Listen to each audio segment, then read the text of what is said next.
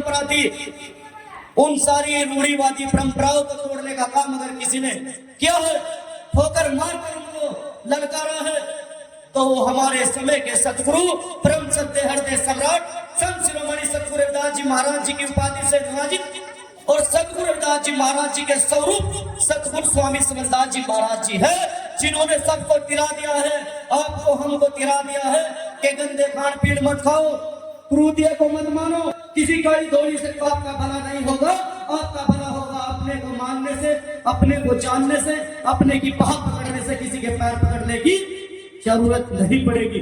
ऐसे ही महात्मा जी, आज समय आ गया है, मैं इस बात को इसलिए कह रहा हूं, आज समय आ गया है कि हमारे लोग चंद लालच के लिए,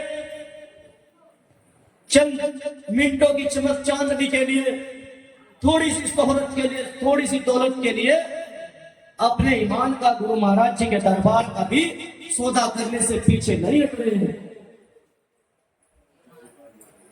मैं इस बात को इसलिए कह रहा हूं कि गुरु जी ने तो प्रकट हुए, लेकिन हमारा दायित्व क्या बनता है? गुरु महाराज जी की बनी हुई पौध को काट रहे हैं। महात्मा जी कह रहे थे कि हमारी कोई कमाई नहीं है, हमारी कोई बुआई नहीं है, इस मिट्टी पे जो इस फसल का हम आनंद ले रहे हैं, जो इस पेड़ की छांव हम ले रहे हैं, जो इस पेड़ से हम फल खा रहे हैं, हमारा इसमें कुछ नहीं है, ये सब सतगुरु स्वामी समरदास जी महाराज जी का। तो हमारा क्या है? हमारा भी तो होना चाहिए भाई। अच्छी औलाद वही तो होती है जो माँ बाप का नाम रोशन करे। अगर 2 रुपए है तो उन्हें 4 करे, 2 बीघे जमीन है तो उसे 5 बीघे करे, अगर 2 घर है तो 4 घर करे, अच्छे बनावे। यही तो अच्छे सपूत की बात होती है। तो हमारा क्या है? मैं इस बात को इसलिए दोहराता हूं, मैं उन सभी महात्मा गणों का आभारी हूं जो अपने बीवी बच्चों को छोड़कर, जो अपने ऐश्वर्याम को छोड़कर, जो अपने पैसे को दिन में करते हुए रात्रि में किसी भी प्रकार के माध्यम से सत्संग में जाकर हम सबको, आप सबको जगाने का काम कर रहे हैं, गुरु महाराज जी के रास्ते पर लगाने का काम कर रहे हैं। ये कोई छोटा काम नहीं है। और ये लड़ाई, ये बात अकेले महात्माओं की नहीं है, या ये अकेले महात्मा इस काम को पूरा नहीं कर सकते। इस काम को आपको, हमको मिलकर, सबको एकजुट होकर इन महात्मा गणों का साथ देना होगा और अपने समाज के अंदर गुरु महाराज जी के बताए हुए रास्ते पर चलना होगा। मैं यही अपील करने के लिए आया था। मैं उस बात को फिर से दोहराता हूं कि हाहाकार मची जग में, ऐसे तब क्रांति का उदय होगा, और क्रांति का उदय होगा तो भाई चंद्रशेखर आजाद जैसा शेर पैदा होगा। और आपको गर्व होना चाहिए कि आपके 20 किलोमीटर दूर के दायरे में ही आपका भाई, आपका बेटा एडवोकेट चंद्रशेखर आजाद पैदा हुआ है, जो आज मानवता के लिए काम कर रहा है, जो आज बहुजन समाज के लिए काम कर रहा है, जो सतगुरु रविदास जी महाराज जी के कार्य को आगे बढ़ाने का काम कर रहा है, जो सतगुरु स्वामी समरदास जी महाराज जी के मार्ग को आगे चलने का काम कर रहा है, उस मार्ग पर चलाने का काम कर रहा है। मैं इस बात को क्यों कह रहा हूं? मेरी जिम्मेदारी बनती है बड़े दावे से। आपने रुड़की का गुरु घाट देखा होगा, आपका गौर सीना चौड़ा हो जाता है ना जब रुड़की जाते हैं कि हमारे गुरु रविदास जी महाराज जी का घाट है, सीना चौड़ा हो जाता है देख के। भाई दूर से ही कोई और नेता लोग तो नहीं आए, कोई और दलों के लोग तो नहीं आए। अब इस बात को मैं क्यों दोहरा रहा हूं? मैं इस बात को इसलिए दोहरा रहा हूं कि ये बीजेपी के लोग, ये कांग्रेस के लोग आपको पद तो दे सकते हैं, आपको कुछ समय के लिए पद तो दे सकते हैं, लेकिन पावर नहीं दे सकते। मेरे समाज के लोगों, इस बात का संकेत और उदाहरण यह है कि आप कांवड़ जाओगे तो आपको फूलों की वर्षा होगी, फल मिलेंगे, खाने को खाना मिलेगा, व्यवस्था मिलेगी, लाइट मिलेगी। लेकिन अगर आप विद्यालय की बात करेंगे, शिक्षा की बात करेंगे, स्कूलों की बात करेंगे, तो आपको किताबों के नाम पर भी जीएसटी देनी पड़ेगी, आपको पेंसिल के नाम पर भी जीएसटी देनी पड़ेगी, आपको अपने बच्चों के जूते चप्पल के नाम पर भी जीएसटी देनी पड़ेगी।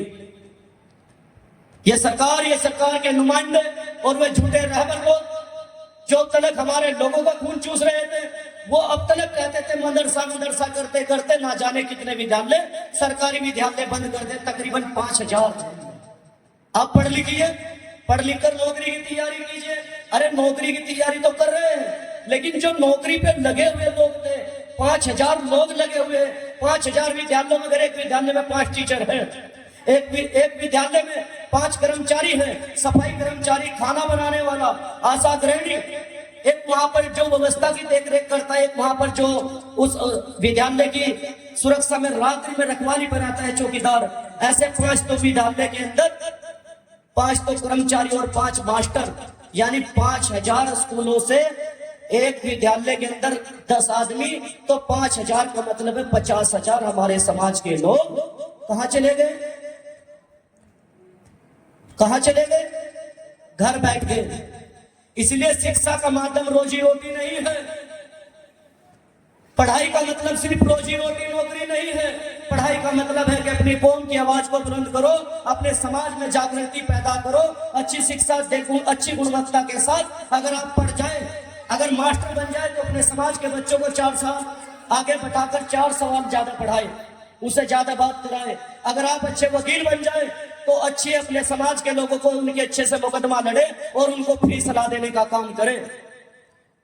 और अगर अच्छे डॉक्टर बन जाए तो अपने लोगों का पर्चा फ्री करने के साथ साथ उनको अच्छी मेडिसिन के साथ साथ अच्छा मशवरा दे। ये मकसद नहीं है कि रोजी रोटी कमाया जाए। आज चंद्रशेखर आजाद जी जिस आवाज को उठा रहे हैं, हम जैसे 19-20-30 साल के नौजवान, इतनी हमारी उम्र नहीं है जितने हम लोगों पर मुकदमे हो गए हैं। और ये आवाज आज इस घर में सिर्फ आम आवाज नहीं है, हमने तो इस आवाज को सड़कों से लेकर हर चौकी, चौक, चौराहे, थाना, कोर्ट, कचहरी से लेकर आपकी इस आवाज को रुड़की, सहारनपुर से लेकर उत्तर प्रदेश से लेकर दिल्ली के जंतर मंतर तक और संसद भवन में बुझाने का काम किया है।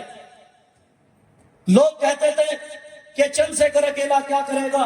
अरे आपको गर्व होना चाहिए कि दुनिया की 100 प्रभावशाली सूची बनी, जिसमें दुनिया के 100 लोगों की सूची बनी जिनका प्रभाव हो। उस सूची में भारत से इकलौते शख्स आपका बेटा, आपका भाई चंद्रशेखर आजाद था और दुनिया में 34वां स्थान था। यह आपके लिए गर्व की बात है मेरे समाज के लोग। आज आपका बेटा, आपका बच्चा, आपका भाई चंद्रशेखर आजाद इस बात को कहता है, बड़े मन से कहता मैं कि सतगुरु रविदास जी महाराज जी का वंशज हूं।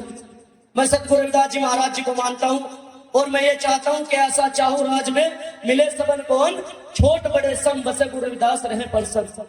बताओ जी, सोशल मीडिया पर कहते हैं कि नहीं? टीवी चैनलों पे बड़े बड़े जब इंटरव्यू होते हैं कहता है कि नहीं? किसी और ने भी कहा आज तक किसी नेता ने?